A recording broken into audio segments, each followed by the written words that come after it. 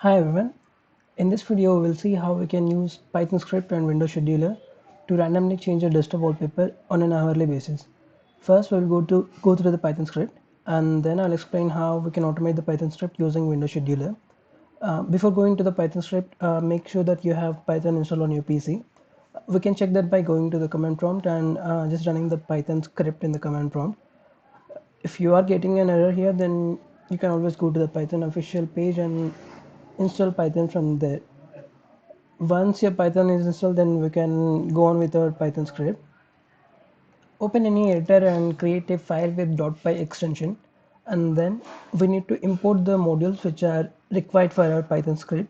In our case, we need OS, random, and C types modules, and then after that we need to get the path of the folder in which your wallpapers are present. You can just copy that path and just paste it in the Python script to assign it to any variable in our script. Now we need to get the list of the files which are present in our input folder. We can use os.list directory function to get the files list of the files which are present in that folder. We just need to give the path as an input to the list directory, and then it outputs all the files which are present in that folder.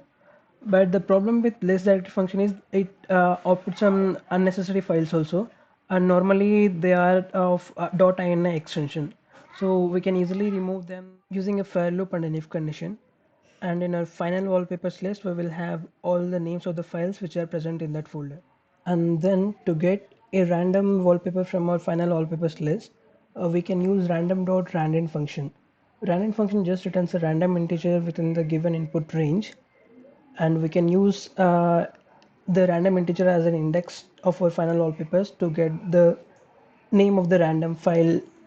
And now, to get the absolute path of the randomly selected file, we can use os.path.join function to join our folder name and our file name. Using this join function, we can easily get our absolute path of the file. And now, before giving a random wallpaper as an input to system parameters info a function, we need to convert this random wallpaper from string type to bytes type. We can usually do that by using bytes function.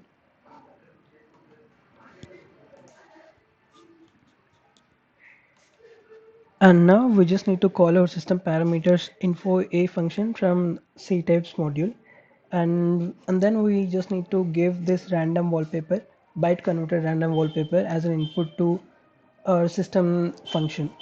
And here the 20 number represents the desktop wallpaper attribute.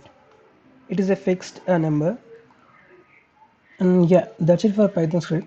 And to check whether a Python script is running in the right way, we can always run a Python script on command prompt or any console, whatever console you want. And right now you can see that whenever I run my Python script, my desktop wallpaper is changing. That means our Python script is running correctly.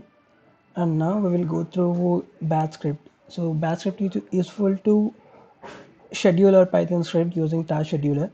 For that purpose, we need to get the path of the Python in our system. We can easily get that by using sys.executable function. So all we need to do is copy this path and paste it in our batch file, and then we need to get the path of the file Python file also. We can just copy this file path and just copy it in our paste it in our .batch file, and then yeah, that's it for batch file, and we need to just save this as .bat extension. And yeah, our batch file has been created. And now whenever I execute this .batch file, you can see that my desktop wallpaper is changing. That means our .batch file is successfully running. And now just open this task scheduler, and here we will create a task using our batch file. Then click create task to create a new task, and then I will name this task as random wallpaper.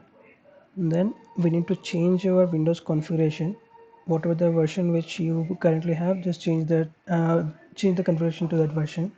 And then we need to create a new trigger. Here we will specify all the time related things. I will just repeat this task for every 1 hour for a duration of 1 day. And then we need to give the action. we can just browse for a .batch file and just select the batch file. Yeah, and that's it for a task scheduler.